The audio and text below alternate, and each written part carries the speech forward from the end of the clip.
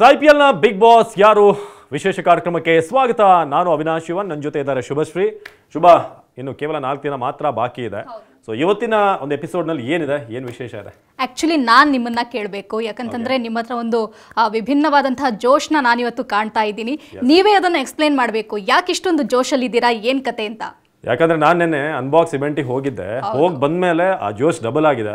ಈ IPLನ ಆ ಒಂದು ಮೊಮೆಂಟಮ್ ಶುರುವಾಗುತ್ತಲ್ಲ, ಒಂದು ಫೀವರ್, ಅದು ನೆನ್ನೆ ಡಬಲ್ ಆಗಿದೆ ಅಂತ ಹೇಳ್ಬೋದು. ಕಂಪ್ಲೀಟ್ ಆಗಿ ಒಂದು ಹಬ್ಬ. ಚಿನ್ನಸ್ವಾಮಿ ಸ್ಟೇಡಿಯಮಲ್ಲಿ ಇನ್ವೈಟ್ ಇತ್ತು, ಹೋಗಿದ್ದೆ. ಕಂಪ್ಲೀಟ್ ಆಗಿ ಅದ್ರ ಬಗ್ಗೆ ಒಂದಷ್ಟು ವಿವರವನ್ನು ಕೊಡ್ತಾ ಹೋಗ್ತೀನಿ. ಜೊತೆಗೆ ಅಲ್ಲಿ ಯಾರು ಪಾರ್ಟಿಸಿಪೇಟ್ ಮಾಡಿದ್ರು ಕಾನ್ಸರ್ಟಲ್ಲಿ, ಅವ್ರ ಜೊತೆ ಕೂಡ ಮಾತನಾಡೋದಿದೆ.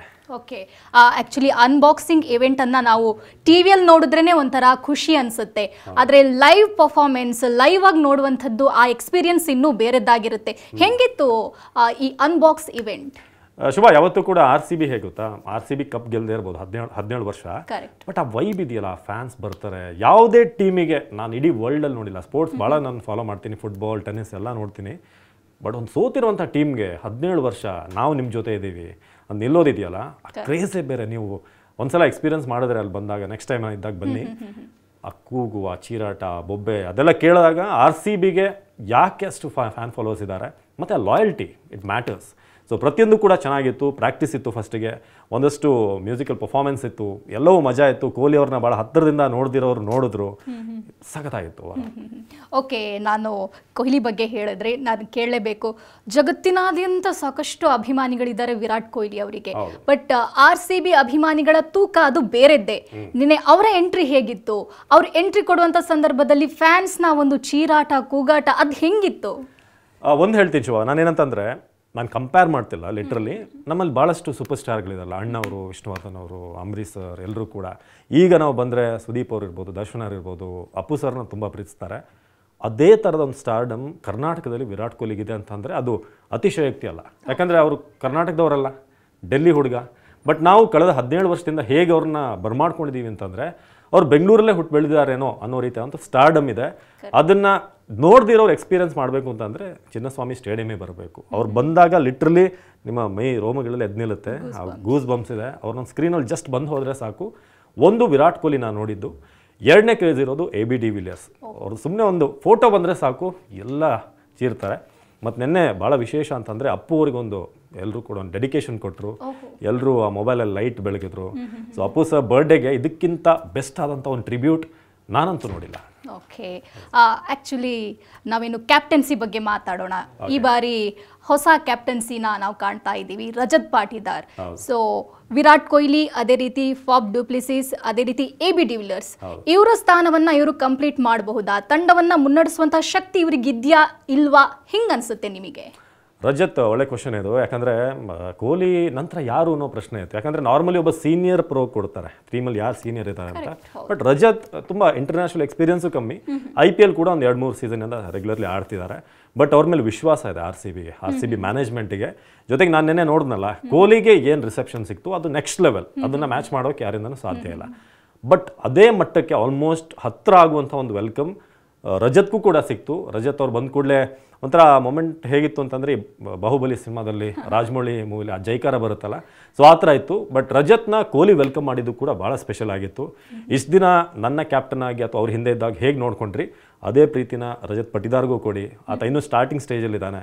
ಸೊ ಆತನನ್ನು ಕೂಡಲೇ ಪ್ರೆಷರ್ ಹಾಕುವಂಥದ್ದು ಬೇಡ, ಬಂದ ಕೂಡಲೇ ಏನೋ ಮಿರಾಕಲ್ ಮಾಡ್ತಾನೆ ಅಂತಲ್ಲ, ಹಂತವಾಗಿ ಪ್ರೀತಿ ಕೊಡ್ತಾ ಹೋಗೋಣ, ಆತ ಸಕ್ಸಸ್ ಕಾಣ್ತಾನೆ ಅಂತ ಕೊಹ್ಲಿ ಕೂಡ ಹೇಳಿದ್ರು. ಅಂತ ಒಂದು ಮಾತಿದೆಯಲ್ಲ, ಒಬ್ಬ ಯಂಗ್ಸ್ಟರಿಗೆ ತುಂಬ ಮ್ಯಾಟ್ರ್ ಆಗುತ್ತೆ. ಕರೆಕ್ಟ್, ಹೌದು. ಇನ್ನು ವಿರಾಟ್ ಕೊಹ್ಲಿ ಅವರು ಹಿಂದ್ಗಡೆ ಇದ್ದಾರೆ ಅಂತಂದರೆ ತಂಡನೂ ಕೂಡ ಅಷ್ಟೇ ಸ್ಟ್ರಾಂಗ್ ಆಗಿ ಮುಂದೆ ಹೋಗುತ್ತೆ, ಇವರಿಗೆ ಸಪೋರ್ಟ್ ಇದ್ದೇ ಇರುತ್ತೆ, ಇವರ ಗೈಡೆನ್ಸ್ ಇದ್ದೇ ಇರುತ್ತೆ ಅಂತ ನಾವು ಹೇಳ್ಬೋದು.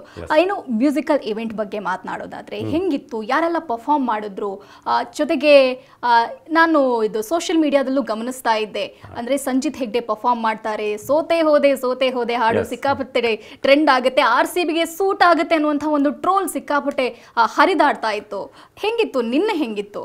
ಸಂಚಿತ್ ಬಗ್ಗೆ ನಾನು ಹೇಳಲೇಬೇಕು. ಸಂಚಿತ್ ಆ ಸೋತೆ ಹೋದೆ ಲೈನ್ ಇದೆಯಲ್ಲ, ಅವ್ರು ತುಂಬ ಕ್ಲೆವರ್ ಆಗಿ ಒಂದು ಪ್ಲಾನ್ ಮಾಡಿದ್ರು. ಏನಂತಂದರೆ, ಆ ಹಾಡ್ಲಾ ಅಂತ ಕೇಳಿದ್ರು, ಕೆಲವರು ಬೇಡ ಅಂತ ಬಂತು, ಹೌದಾ ಹಾಡಬಾರ್ದಾ ಅಂತ. ಕರೆಕ್ಟ್ ಆ ಲೈನ್ ಬರಬೇಕಾದ್ರೆ, ಸೋತೆ ಹೋದೆ ಬರಬೇಕಾದ್ರೆ ಅವ್ರ ಮೈಕ್ನ ಜನರಿಗೆ ಹಿಡಿದು ಅವ್ರ ಬಾಯಿಂದ ಹೇಳಲಿಲ್ಲ. ಸೊ ಅಷ್ಟೊತ್ತಿಗೆ ಕ್ರೌಡ್ದೆಲ್ಲ ಸೌಂಡ್ ಬಂತು. ಅದಾದಮೇಲೆ ನಾ ಅಂತ ಆ ಲೈನ್ ಹೇಳಿಲ್ಲ ಅವರು. ಮೇ ಬಿ ಅದೊಂದು ಇತ್ತು ಏನೋ ಅವ್ರ ಮೈಂಡಲ್ಲಿ ತುಂಬ ಟ್ರಾಲ್ ಆಗಿದೆ. ನೋಡಿರ್ಬೋದೇನೋ. ನಾನು ಹಾಡ್ಬಿಟ್ಟು ಮತ್ತೇನಾದರೂ ಮ್ಯಾಚಲ್ಲಿ ಹೆಚ್ಚು ಕಮ್ಮಿ ಆದರೆ ಓಕೆ ಈ ಒಂದು ಸಾಂಗಿಂದಾನೇ ಈ ಥರ ಆಯಿತು ಅಂತ. ಸಂಜೀತ್ ತುಂಬ ಸ್ಮಾರ್ಟ್ ಪ್ಲೇ ಮಾಡಿದ್ರು.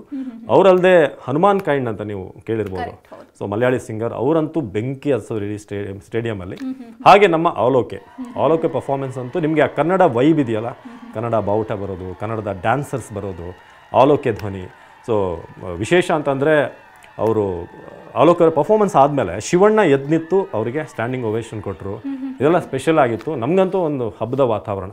ಎಸ್ ಶುಭ, ಈಗ ನಮ್ಮ ಜೊತೆ ಮಾತಾಡೋಕೆ ಸ್ವತಃ ಆಲೋಕೆ ಅವರಿದ್ದಾರೆ. ಮಾತಾಡ್ತಾ ಇದ್ವಿ, ಇವಾಗ ಆಲೋಕೆ ಅವರೇ ಜಾಯ್ನ್ ಆಗಿದ್ದಾರೆ, ಮಾತಾಡೋಣ. ಹಾಯ್, ನಮಸ್ಕಾರ ಬಾಸು. ಆಗಿದ್ದೀರಾ? ನಾನು ಚೆನ್ನಾಗಿದ್ದೀನಿ. ಸೊ ನಿನ್ನೆ ನಾನು ಕೂಡ ಸ್ಟೇಡಿಯಂ ಇದ್ದೆ, ನೀವು ಕೂಡ ಇದ್ರಿ. Wonderful performance. ಹೇಗಿತ್ತು ನಿಮ್ಗೆ ಎಕ್ಸ್ಪೀರಿಯನ್ಸ್? RCB ಅಂತ ಒಂದು ದೊಡ್ಡ ವೇದಿಕೆ, ಇಡೀ ವರ್ಲ್ಡ್ ನೋಡುವಂತ ವೇದಿಕೆ. ಸರ್, ಇದೆಲ್ಲ ಒಂಥರ ಮ್ಯೂಸಿಷಿಯನ್ಸ್ಗೆ ಕಾಶಿ ಯಾತ್ರೆ ಹೋದಂಗೆ. ಅಂದ್ರೆ RCB ಅಲ್ಲಿ ಪರ್ಫಾರ್ಮ್ ಮಾಡೋದು ಅವರ ಲೈಫಿನ ಒಂದು ಅತಿ ಅತಿ ಅತಿ ಇಂಪಾರ್ಟೆಂಟ್ ಕ್ಷಣ ಅಂತ ಹೇಳಿದ್ರೆ ತಪ್ಪಾಗೋದಿಲ್ಲ. ಆ ಒಂದು ಕ್ಷಣನ ನಾನು ನಿನ್ನೆ ವಿಟ್ನೆಸ್ ಮಾಡಿದೆ. ರೋಮಾಂಚನ, literally it's one of the goose bumps moments of my life ಅಂತ ಹೇಳಕ್ ಇಷ್ಟಪಡ್ತೀನಿ. ಓಕೆ, ಪ್ರತಿಯೊಂದು ಪರ್ಫಾರ್ಮೆನ್ಸ್ ಚೆನ್ನಾಗಿತ್ತು. ನೀವು ಬಂದಾಗಲೇ ಕರ್ನಾಟಕದ ಒಂದು ವೈಬ್ ಕಾಣಿಸ್ತಾ ಇತ್ತು. ಶಿವಣ್ಣ ಎದ್ನಿತ್ತು, ಒಂದು ಒವೇಷನ್ ಕೊಟ್ಟರು, ಸ್ಟ್ಯಾಂಡಿಂಗ್ ಒವೇಷನ್. ಆ ಮೂಮೆಂಟ್ ಹೇಗಿತ್ತು? ಅದು ಬಹಳ ಬಹಳ ಖುಷಿ ಆಯ್ತು. ಇಲ್ಲ, ನಾನು DNA ಟೀಮ್ಗೆ, RCB ಟೀಮ್ಗೆ ಥ್ಯಾಂಕ್ಸ್ ಹೇಳ್ಬೇಕು. ಮತ್ತೆ ಮೋಹನ್ ಮಾಸ್ಟ್ರು ಕೊರಿಯೋಗ್ರಫಿ ಮಾಡಿದ್ದು. ಇಡೀ ಸ್ಟೇಡಿಯಂ ಅನ್ನ ನಾವು ಫುಲ್ ಹಳದಿ ಮತ್ತೆ ಕೆಂಪಲ್ಲಿ ನೋಡ್ಬೇಕಂತ ಒಂದು ಸಾಂಗ್ಗೆ ತುಂಬಾ ಆಸೆ ಪಟ್ಟಿದ್ವಿ. ಯಾಕಂದ್ರೆ ನಾವು ನೋಡಿದ್ವಿ ತುಂಬಾ performances, but particularly Kannada dedication ಆಗಿ ಒಂದು ಸಾಂಗ್ ಮಾಡ್ಬೇಕನ್ನೋದು ತುಂಬಾ ಇತ್ತು ತಲೆಯಲ್ಲಿ. RCB ಅಂದ್ರೆ ಕನ್ನಡ, ಕನ್ನಡ ಅಂದ್ರೆ RCB. ಸೊ ಅದನ್ನ ನಾವು ತೋರಿಸ್ಬೇಕಂತ ಹೇಳಿ ಅದೊಂದು ಪ್ಲಾನ್ ನ ಮಾಡಿದ್ವಿ. ಅಂಡ್ ಖುಷಿಯಾಗಿದ್ದ ವಿಷಯ ಏನಂತಂದ್ರೆ ಬರೀ ಕನ್ನಡಿಗರು ಮಾತ್ರ ಅಲ್ಲ, ನಾನ್ ಕನ್ನಡಿಗರ್ಸ್ ಕೂಡ ನಿಂತ್ಕೊಂಡು ಚಪ್ಪಾಳೆ ಹೊಡೆದ್ರು. ಅದು ಮೇ ಬಿ ಅದು RCB ಟೀಮ್ ಮೇಲಿರೋ ನಿಯತ್ತು, ಕನ್ನಡದ ಮೇಲಿರೋ ಪ್ರೀತಿ. ಏನು ವಿರಾಟ್ ಕೊಹ್ಲಿ ಅವರ ಮೀಟ್ ಆದ್ರ? ಹೇಗೆ, ಏನಾಯ್ತು ಆ ಮೊಮೆಂಟ್? ವಿರಾಟ್ ಅವ್ರು ಮುಂದೆ ಬಂದಾಗ ನಿಮ್ಮ ಪಕ್ಕದಲ್ಲೇ ಪಾಸ್ ಆಗ್ತಾರೆ. ಅದೊಂದೊಳ್ಳೆ ಕಾಮಿಡಿ ಇನ್ಸಿಡೆಂಟ್ ಆಯ್ತು. ಅಲ್ಲಿ ಪರ್ಫಾರ್ಮ್ ಮಾಡ್ಬೇಕಾದ್ರೆ ವಿರಾಟ್ ಸರ್ ಎಲ್ಲ ಬಂದ್ರು. ನಾನ್ ಸೆಕೆಂಡ್ಸ್ ಕೊಡಕ್ ಹೋದೆ, ಅವ್ರು ನೋಡ್ಲಿಲ್ಲ. ಆಮೇಲೆ ಅವ್ರು ಸೆಕೆಂಡ್ಸ್ ಕೊಡಕ್ ಬಂದ್ರು, ನಾನ್ ನೋಡ್ಲಿಲ್ಲ. ಅದೊಂಥರ ಇದ್ರ ಏನಂತ ಹೇಳ್ತಾರೆ, ಕನ್ಫ್ಯೂಸಿಂಗ್ ಈವೆಂಟ್ ಆಯ್ತು. ಬಟ್ ಡೆಫಿನೆಟ್ಲಿ ಅವ್ರನ್ನ ಹತ್ರದಿಂದ ನೋಡಿ ಒಂದು ಹಾಯ್ ಹೇಳ್ದೆ. ಬಹಳ ಖುಷಿಯಾದಂತ ವಿಷಯ. ಕೊನೆಯದಾಗಿ ಅಪ್ಪು ಅವ್ರಿಗೊಂದು ಟ್ರಿಬ್ಯೂಟ್ ಕೊಟ್ರಿ, ತಾಲಿಬಾನ್ ಅಲ್ಲ ಅಲ್ಲ ಸಾಂಗ್ ಹಾಡಿದ್ರಿ. ಅದಾದ್ಮೇಲೆ ಇಡೀ ಸ್ಟೇಡಿಯಂ ಅಲ್ಲಿ ಆ ಒಂದು ಲೈಟ್ಸ್ ಎಲ್ಲ ಬಂದು ಅಪ್ಪು ಸರ್ಗೆ ಒಂದು ಟ್ರಿಬ್ಯೂಟ್ ಕೊಟ್ಟಿದ್ದಿದೆಯಲ್ಲ, ಬೆಸ್ಟ್ ಟ್ರಿಬ್ಯೂಟ್ ಅಂತ ಅನ್ಸುತ್ತೆ ನಂಗೆ ರೀಸೆಂಟ್ ಡೇಸ್ ಅಲ್ಲಿ.